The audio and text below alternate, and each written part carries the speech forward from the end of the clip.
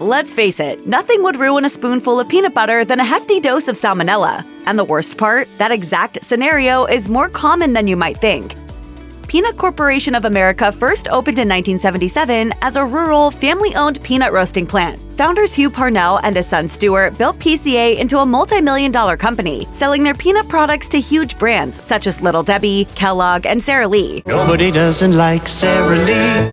In 1990, however, trouble struck. At PCA's plant in Texas, federally appointed testers detected unlawfully high levels of poisonous aflatoxins in the company's peanut butter products. Ingesting aflatoxins, especially long-term, is life-threatening to animals and can cause cancer or liver disease in humans. A month later, PCA sent a recall notice to its clients, but it was not a seamless transaction. American Candy Company had already purchased hundreds of 50-pound cases of PCA peanut butter and turned them into roughly 8,000 cases of peanut butter kisses intended for sale at Walmart. The recall prevented the confectioner from selling any sweets made with PCA's toxic lot. American Candy Company subsequently sued PCA, who settled to the tune of $90,000 in 1993.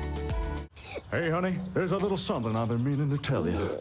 Kraft Australia found itself in unknown territory in June 1996 when the Victorian Department of Human Services targeted the company's peanut butter in a food poisoning investigation. The death of a 72-year-old man about a month earlier had been linked to Kraft's tainted peanut butter after the autopsy showed salmonella pathogens in his lungs. Kraft recalled 8 varieties of its peanut butter on June 23rd, 2 more on the 26th, and on June 30th took all of its peanut butter off the market. Kraft had no blueprint to navigate the situation. There had never been a peanut butter recall attributed to salmonella contamination before, and the public was left confused and scared. Worse still, Kraft was accused of being slow to address consumer risk when the problem was brought to light. Around 500 salmonella cases had been connected to the peanut butter recall. As a result, Kraft's financial deficit was estimated to be around $15 million, while a class action lawsuit involving 540 complainants was levied against the company. After months of investigating, researchers surmised that the likely source of salmonella arose from a bad judgment call by Kraft's peanut supplier, the Peanut Company of Australia.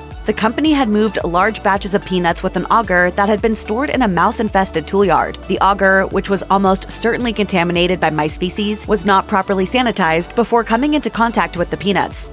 In May 2003, Winn Dixie recalled its private label Deep South peanut butter due to impermissible levels of aflatoxin. In total, 223,081 pounds of Deep South peanut butter were deemed unsafe for consumption. That said, Deep South peanut butter's days at Winn Dixie were numbered anyway. The chain retired the use of its Deep South private label in 2003, despite it being the first of Winn Dixie's numerous store brand names, having debuted in 1956. Still, this wasn't to be Winn Dixie's final aflatoxin scare. In October 2020, the company recalled Whiskers and Tails dog food after it was found to have been contaminated with high levels of the toxin. In 2006, CDC investigators linked a number of salmonella infections to 2 peanut butter brands, Peter Pan and Walmart's Great Value label. Wait till she tastes this.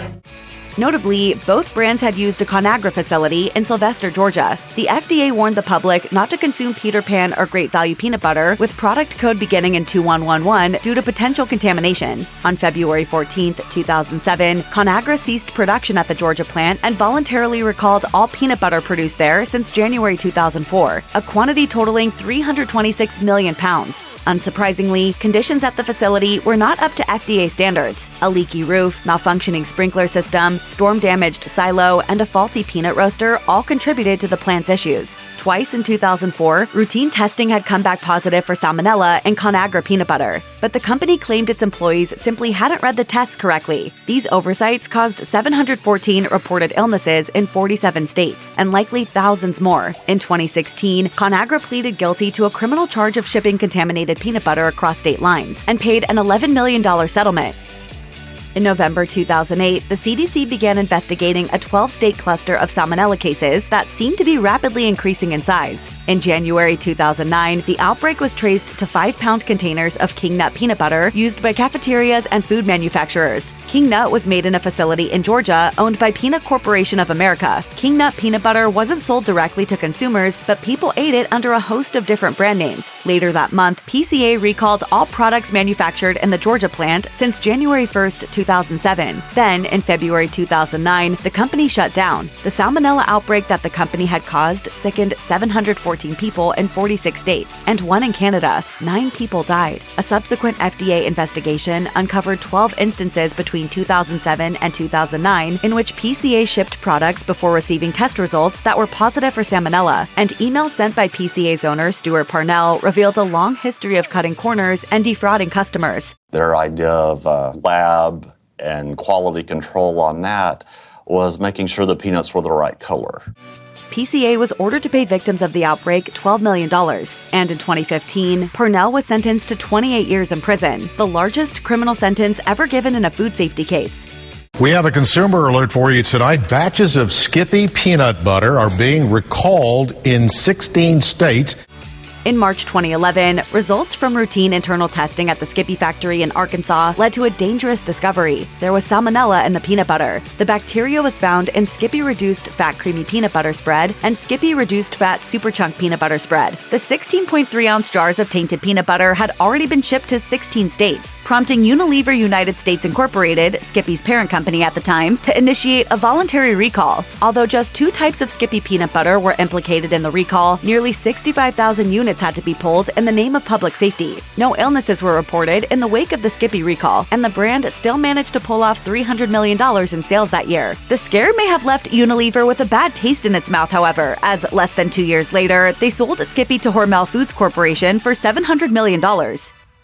The J.M. Smucker Company has been making spreads since the 1890s, but their long history of feeding America has had some real low points, such as the 2011 recall for Smucker's Natural Chunky Peanut Butter. Routine testing revealed that this specific variety of Smucker's peanut butter contained Salmonella bacterium, and the troubling data left J.M. Smucker no choice but to issue a recall for all 16-ounce jars of its Natural Chunky Peanut Butter sold between November 8th and 17th, 2011. The potentially contaminated product had been shipped to 24 states, but on the upside, no illnesses were reported in relation to the recall. Still, the contamination resulted in over 1,600 cases of Smucker's Natural Chunky Peanut Butter being deemed as unsafe for consumption. With 12 jars per case, that meant Smucker's had to recall nearly 20,000 jars of product.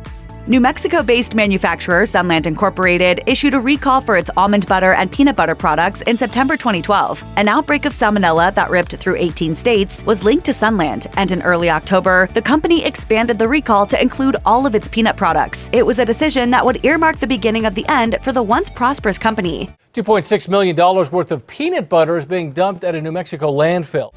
In November 2012, the situation became even more grave. As the continuing recall expansion on Sunland's products reached 240 products, the FDA suspended Sunland from distributing more peanut products under the Food Safety Modernization Act of 2011.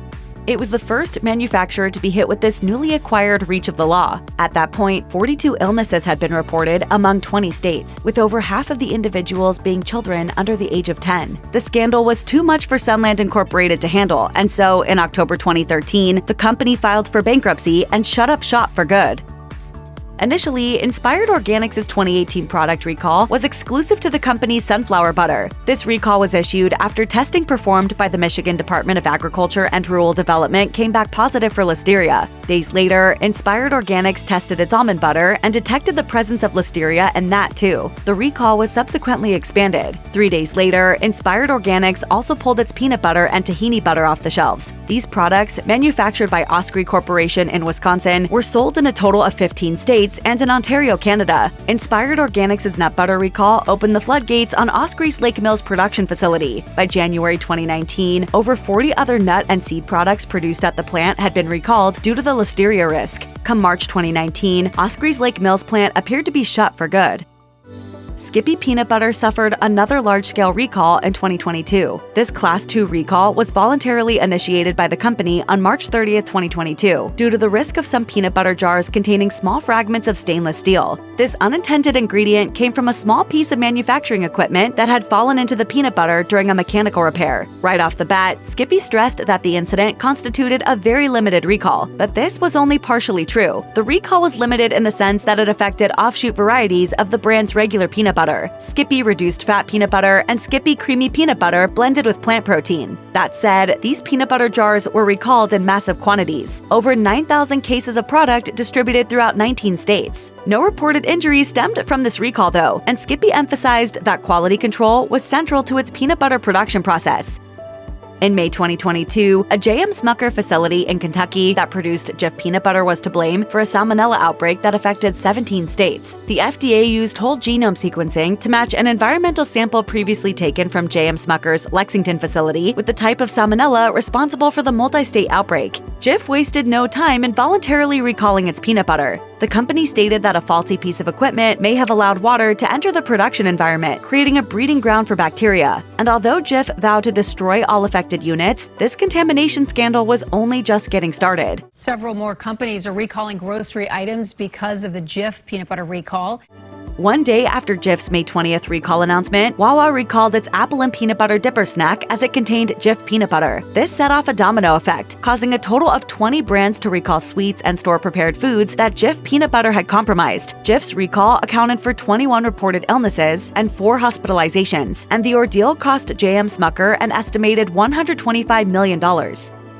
2024's most substantial peanut butter recall occurred in South Africa, with all of the products involved having had ties to a company named House of Natural Butters. In early February, supermarket chain Pick n Pay recalled its no-name brand of smooth peanut butter, as well as smooth and crunchy peanut butter varieties from Eden All Natural. Grocers faithful to nature and Take-A-Lot also removed Eden All Natural peanut butters from its shelves. Standard testing of Eden All Natural's product unveiled dangerously high levels of aflatoxins. About a week after Pick n Pay's national recall, other South African grocery chains followed suit. Dis-Chem recalled smooth and crunchy peanut butters sold under the Dis-Chem's lifestyle brand, while Clicks and Wazoogle Superfoods also stripped peanut butters from circulation. As an investigation by the National Consumer Commission unfolded, more brands were affected. Eat Naked peanut butter and Woolworth's peanut butter ice cream were recalled, while Clover pulled over 10,000 units of Go Nuts peanut butter. As alarming and widespread as the recall may have been, however, no related illnesses were reported.